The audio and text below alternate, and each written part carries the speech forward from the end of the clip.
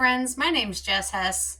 I haven't come up with a cool catchy name because this is my very first video, but tonight I'm going to make chicken cordon bleu casserole bake. Now it's got a touch of the 80s because we are going to use Ritz crackers for the topping, just to give it that good crunchy. And I'm going to start. I have my pot of boiling water here. We're going to season it like the ocean. We want it salty like the ocean. So I have probably 3/4 of a gallon of water in here because we're going to do the whole box of pasta. I don't know if I'm supposed to cover up labels or anything like that. I'm not sponsored by anyone. This is just me in my kitchen. But salty like the ocean. All right. Now I'm going to start with 3 nice-sized chicken breasts. And I want them to just brown in the pan. We're going to par cook these in the pan just so they get some nice color. So I'm just going to fillet them out. That way they don't have to go in the oven so long. When we make this casserole, everything, once it's put together, is going to be partially cooked. Like the pasta is going to be over al dente. It's not going to be, it's going to be way under what you would normally serve. The chicken, not going to be to 165. Just going to have nice golden color on it because we want the cook to finish in the oven. So, I have my chicken boobs here. And I got my Johnny B seasoning. Yeah, I know it looks like a box of ranch, but it's not. This is Johnny B. It's a secret family recipe. I will make you some and send it to you, but you will never get the recipe.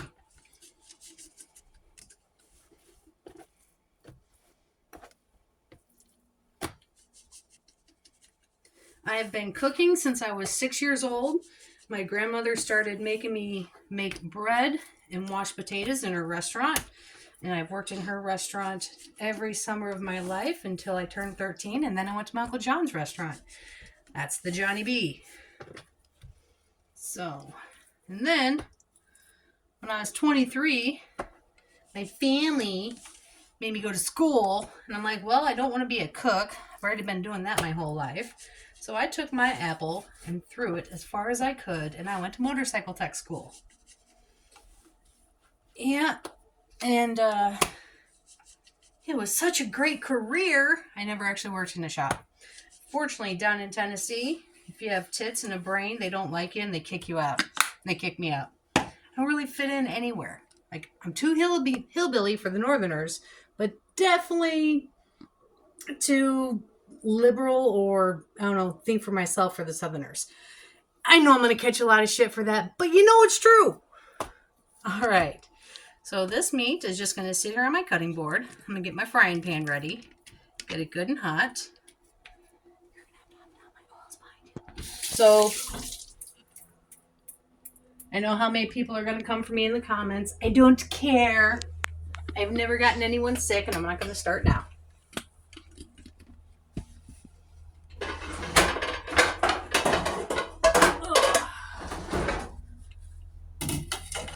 All right. Got my favorite pan. That's not oil. All right, we're going to open a brand new one. Now, you want your pan to get hot first before you put the oils in it. That's because metal does what when it gets hot? It expands. So, if you're using an old-ass pan like I am that's got scratches on it, it's not perfect, Gordon Ramsay cookware, you want to get your pan nice and hot before you put the oil in. What that does is all the metal has been expanded and forced together, and it's a much better way to make your pans non-stick.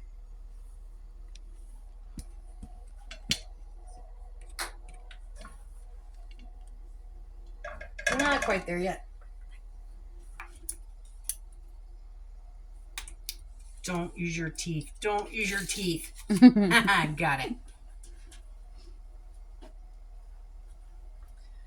All right. Now, when they say enough oil to coat the bottom of the pan, that is a very thin layer on the bottom of the pan. You don't want puddles.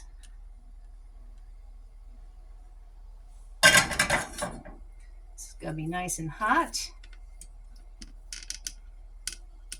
Put these in here strategically so you can get them all in.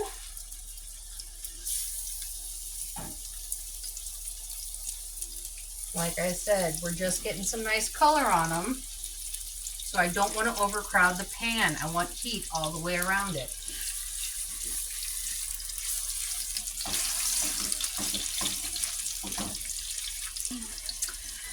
My heat flame is on just over medium. And you're just in time to see my Butter Swim biscuits. Now these are blueberry Butter Swim biscuits. I got these started earlier before dinner so they would be nice out of the oven. Now you want these nice and golden brown. Then I also made an icing for it.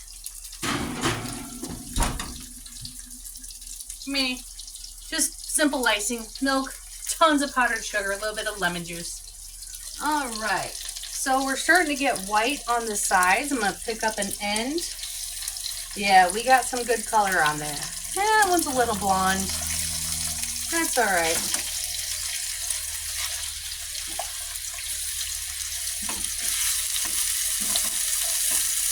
We want it all to be about like that. All right. Pasta is going to go into the water.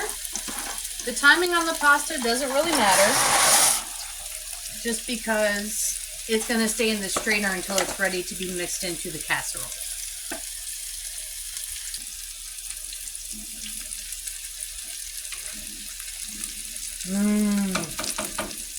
We got electric cars, but we don't have smell-o-vision yet.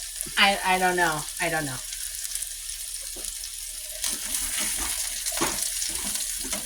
Now, like I said, we want these to be par cooked, not all the way through.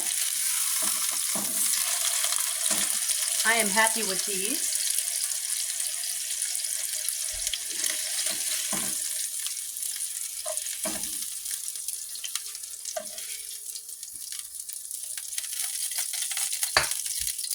I don't know how to make small batches of anything. I cook for an army. Mostly because I don't like paying for lunch every day, so I'll have leftovers for the rest of the week. And just once they're in the pan, give them a little wiggle. Keeps that nonstick going.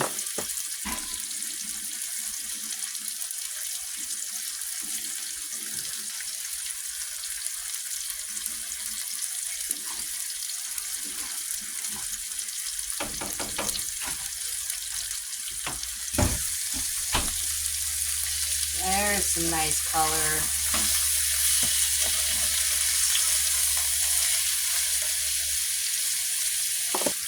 All right. These betties are done. Pretty. Pretty. Oh, beautiful. All right, I'm going to turn that off for a minute because I'm going to get stuff ready for my roux. Yeah, roux. We're going to learn all about that.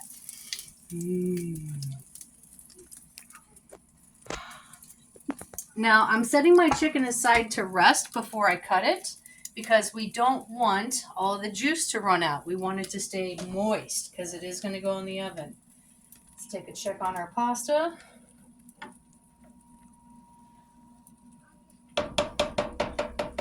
Yeah, that's good to go too. Spotty.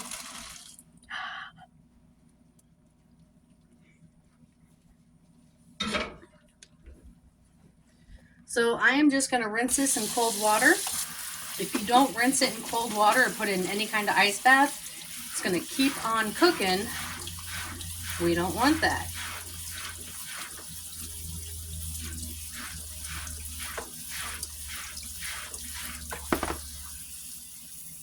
Yep, that's good. If you can put your hand in the center and it's not burning you, then it's just right. Now I do have some residual oil in the pan. We call that flavor. So we're going to add 2 tablespoons of butter.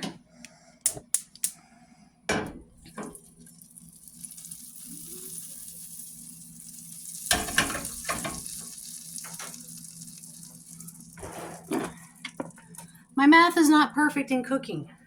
Usually it's better in baking.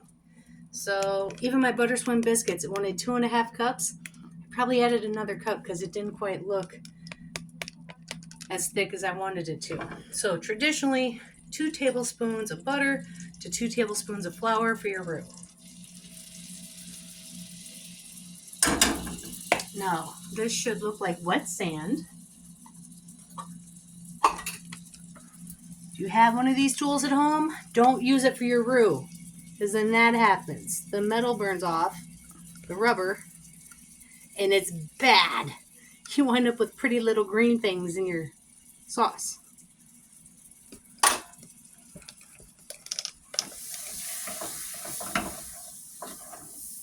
All right, give this a stir. Kind of see if it looks like wet sand. And still a little thin. When it comes to roux, the lighter the roux it is, the more liquid it will thicken. The darker that it is, the less it will thicken. So I like mine like I like my coffee, with lots of creamer.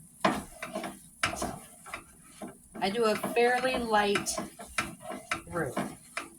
I have this on medium heat. I'm going to knock this down to low. And it should bring out a nice nutty flavor. And you're going to start smelling all these wonderful things. Now, if you've ever had lumpy gravy, it's because your grandma loves you. No. One of the tricks I learned when making a roux for a sauce like this is if you don't want lumpy gravy, you should warm the milk up before you put it in the sauce, because the cold milk will shock the flour and it will seize. And we're getting there.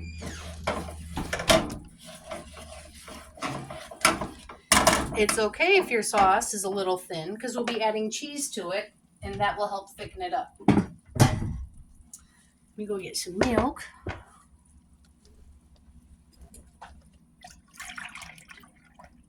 Yeah, we'll do 3.5 cups. We'll nuke this for 2 minutes.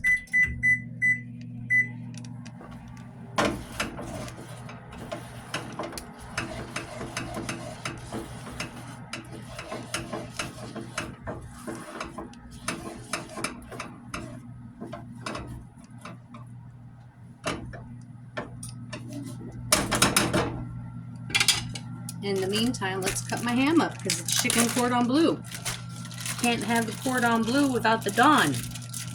I don't know what is French for ham. It could be the Don.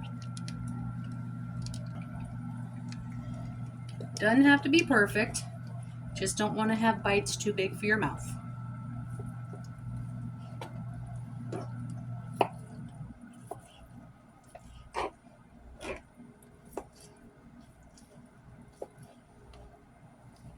Let's see, quality control. That's good. All right. Making funny noises. The ham goes into the big ass bowl. Because it's casserole, it's all going in. It has to get mixed. Bringing our chicken back. I'm just going to chop this up. Like I said, when I cut in and you see pink, it's fine. It will continue to cook in the oven. Again, no rhyme or reason.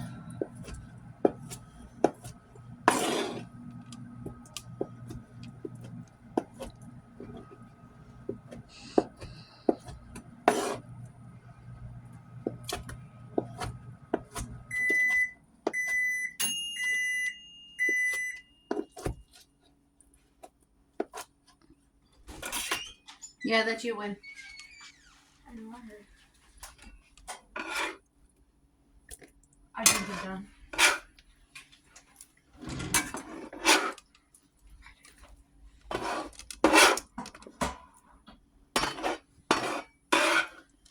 One day when I have my dream kitchen, I won't have to use this bowl like this. I'll have enough counter space for everything. No, actually, this is pretty damn close to my dream kitchen.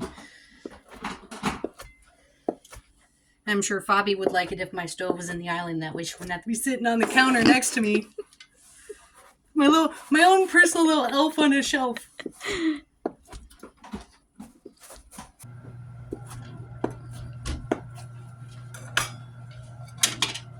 Taking the juice. And you know we need that flavor, that love.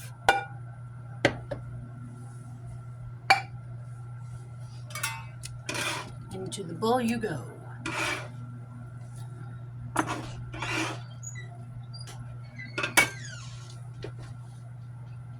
Pasta. Into the bowl it goes. Mmm. All right, let's work on that roux. Yep, I like the color on this. So we're going to turn the heat back to medium. Right there. I really don't want my flour to seize. Hey, here's something else I can do in the meantime. Let's make the topping. I'm not so bad that we're using frosted flakes or rice, corn flakes. I know a lot of the women in my family, when they made casseroles, corn flakes were the topping. I don't normally do this, but when I make a homemade mac and cheese or a homemade pasta, I like to use Ritz crackers or club crackers or any kind of good butter cracker. The oils in it make it even crispier because it is going to soak up a fair amount of the cheese sauce.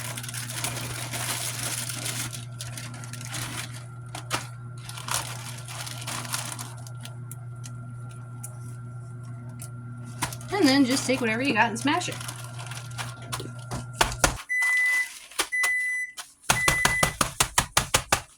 Good enough for me. Milk feels nice. Roux darkened up nice. Okay. Here we go. We aren't going to stop mixing. We are going to keep going.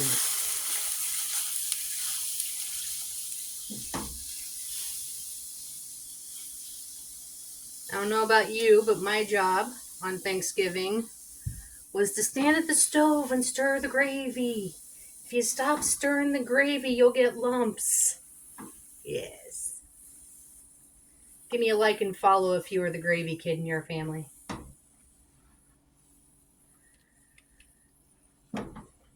So, like I said, this is my very first cooking video.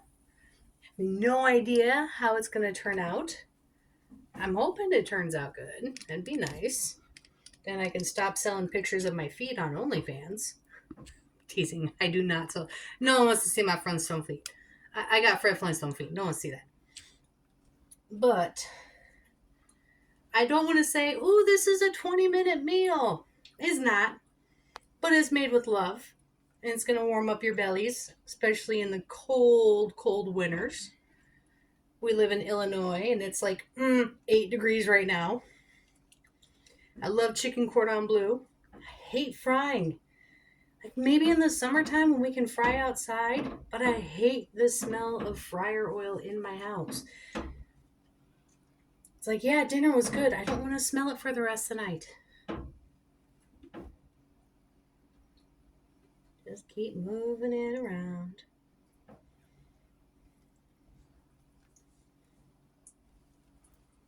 Now, if you make the mistake of adding too much liquid, you can always do cornstarch in here. Doesn't mess with the flavor or the texture or anything else. And to do that, what you'll do is add about a tablespoon of cornstarch to about 2 to 3 tablespoons of cold milk. You'll mix it in and you'll just pour it right into the sauce, and that will thicken it up. But like I said, it's okay if our sauce is a little thin. Our pasta is not fully cooked, so it's going to soak up a lot of this liquid. And we're going to be adding cheese, and that will help thicken it up as well. All right, now if I stop stirring and I'm starting to see bubbles on the side, then I know it's time to turn the heat off. Yep, there we go. Bubbles on the side, bubbles in the center. That means that this is not going to get any thicker. It is what it is. And this is when you will decide if you're going to do the cornstarch method. but I like the way it is. I got 2 bags of cheese. I got Monterey Jack, and I got a blend of Wisconsin, New York, and Vermont Shop Cheddar. These all melt really good, and that's why I'm using them.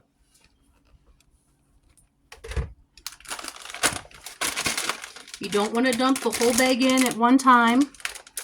You want to sprinkle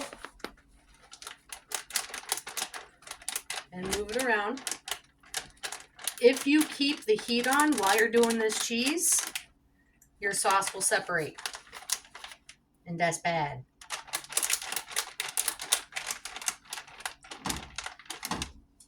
At this point, you can add more seasoning. Once I get all the cheese in, I'll see if it needs any more salt, because we all know that cheese does make things saltier. Which, according to my husband, I never add enough salt.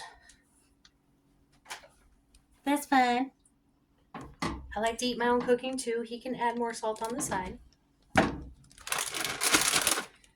See how it's moving? It's thickening up. That's nice. Now I have my oven preheated to 450.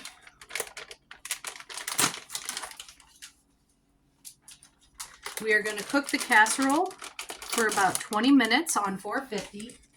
We're going to cover it.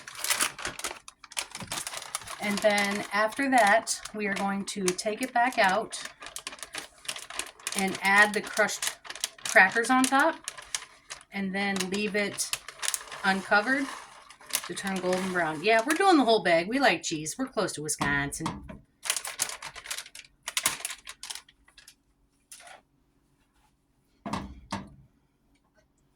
Very nice.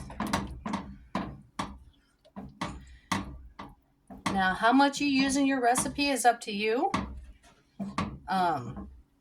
I'm going to start pouring it into my noodle mixture, and we'll go from there. All right. Thank you, darling.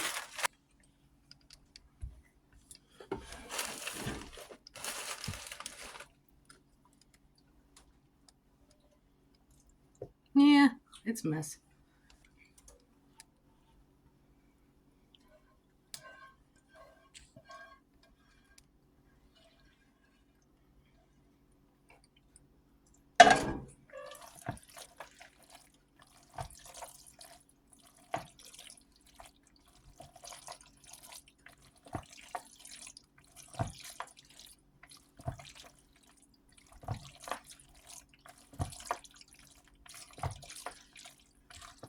I'm just folding it over.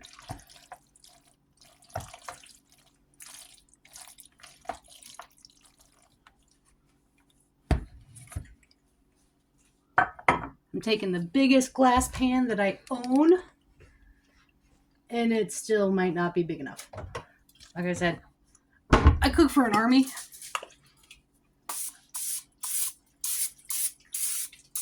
Only really worried about the sides where it's going to burn. Not really worried about the bottom because there's plenty. Cooking spray. I'm using cooking spray. I'm not worried about the bottom because that area is going to stay nice and moist. It's up on the edges and the top where it tends to get a little crispy and sticky. Oh, is it going to fit? It's going to fit. We'll make it fit.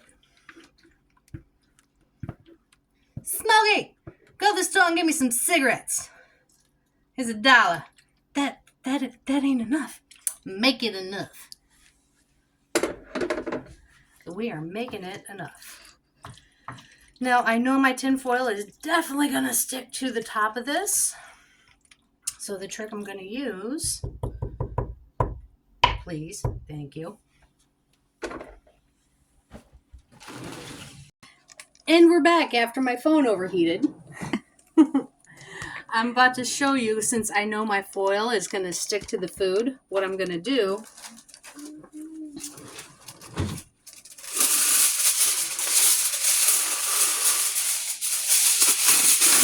Remember, shiny side up. Cooking spray. Play a little cooking spray on that. Shiny side up.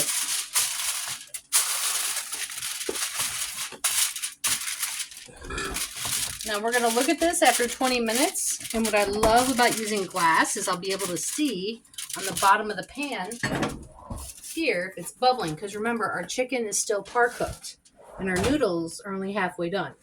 So if that's not bubbling, it's not good.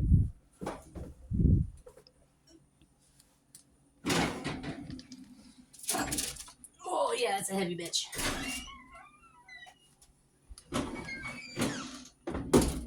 All right, here we go. 20 minutes on 450. Deuces. All right, here we go. Come on in here, melt your eye mascara off your eyes. You can see that it's bubbling.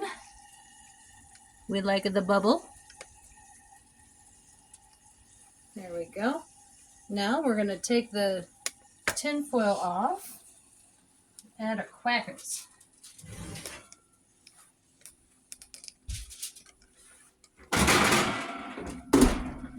Okay. Little. The steam's going to get you. Oh, it's so bubbly. It's so bubbly. Again, they need to have smell-o-vision because this smells amazing.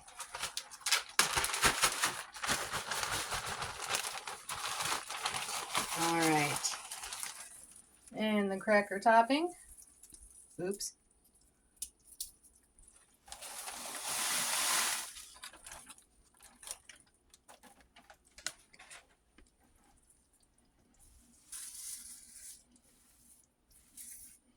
Then this is going to go back in the oven for between 5 to 10 minutes. We're just going to kind of check on it. We want this to get nice and golden brown.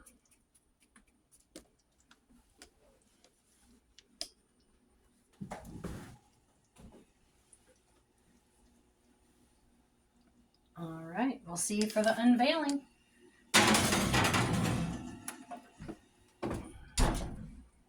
And my friends, here we go. Oh, it's so bubbly. It's so bubbly. Chicken cordon bleu casserole.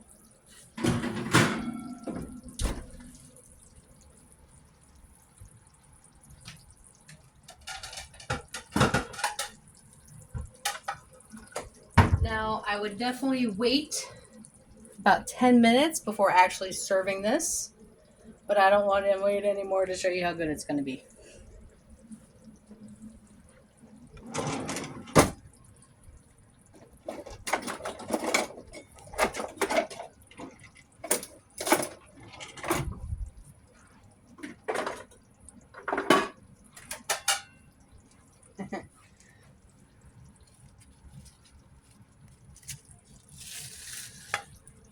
Oh, that cracker crunch is beautiful.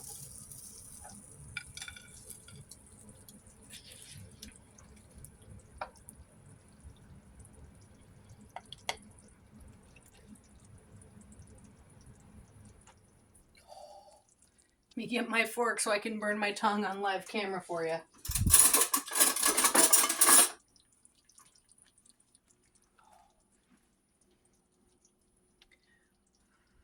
It's hot. You see the steam? It's hot.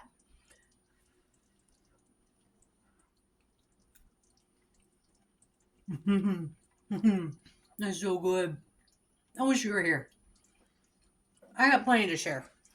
All right, guys, like I said, this is my very first time. If you like what I do, give me a like and follow. I'd appreciate it.